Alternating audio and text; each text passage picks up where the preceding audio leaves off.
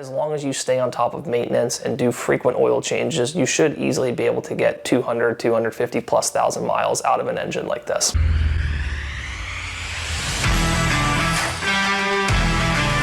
Hey everyone, Jake from 80/20 Automotive here. Today we're talking about common problems and reliability issues with Mazda's Skyactiv-G 2.5 liter naturally aspirated inline-4 engine. We've done a video previously on the 2.5 turbo Skyactiv-G, but this video is going to focus specifically on the natural aspirated variant, which was released in 2013 in the Mazda 3, the Mazda 6, the CX-5, and was later used in the CX-4, and is also one of the primary engines for all of the modern CX vehicles as well. So this engine has a long history and has gone through one primary revision that's important to note, and that was in 2018 with the addition of cylinder deactivation. Now, the 2.5 naturally aspirated engine does have an extremely strong reputation for reliability, but there are a few well-documented issues that arose, some having to do with cylinder deactivation and a couple other relatively small problems. So first off, the only true widespread common problem that you're going to see across all of these engines is going to be carbon buildup. Carbon buildup isn't necessarily a problem, it's just something that does develop over time. What happens is the intake valves get coated with carbon deposits.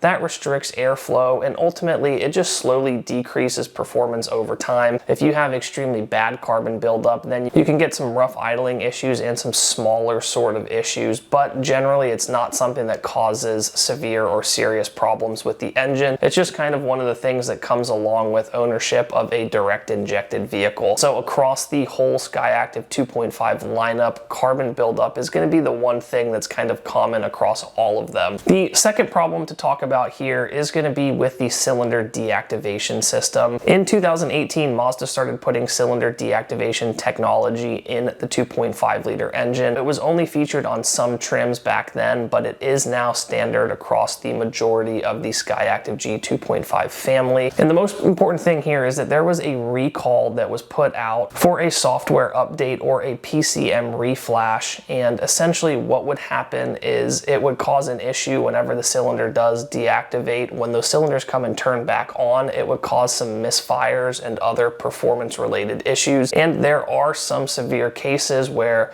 it would ultimately cause rocker arm damage and require the whole cylinder head to be rebuilt or replaced. Now, it does appear that the reflash solved the majority of these problems, despite cylinder deactivation being a very problematic technology for a lot of other manufacturers, such as General Motors. So as long as you get the reflash done for this, it shouldn't be a serious concern going forwards. The third most common issue here is going to be low pressure fuel pump failure. The low pressure fuel pump is prone to cracking the impeller that's located inside of it and ultimately causing low pressure fuel pump failure and a couple other potential issues. This was addressed with a recall, and subsequently all of the models afterwards were fixed. So long as you don't have the outstanding recall for it on your vehicle, this shouldn't be a huge issue. So that really covers it for the truly common problems on this engine. So with that being said, let's go ahead and talk about some of the other kind of smaller issues that this engine faces. One, we have high pressure fuel pump failure, which was only an issue on the 2013 to 2014 models, and that was subsequently fixed. Second on the list, we have oil seepage from the front cover. This was a problem on 2013 pretty much through 2023 CX-5s, where the front cover wasn't properly sealed, and that can cause a little bit of oil leaks or oil seepage out of the front seal. There was a technical service bulletin for this, and